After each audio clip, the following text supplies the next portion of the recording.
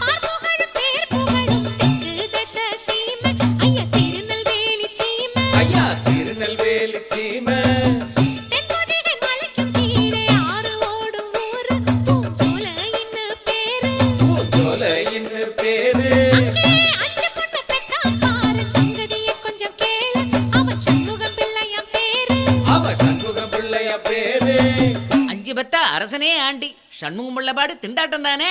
மீனாட்சி பக்தனான சண்முகம் பிள்ளை வறுமையால் வாடினாலும் நாதஸ்வரம் என்னும் இசை செல்வத்தை கையில் வைத்துக் கொண்டு வாழ்ந்து வந்தார். அஞ்சு பொண்ணுன்னு சொன்னீங்களே, அதுல கண்ணாத்தா யாரு?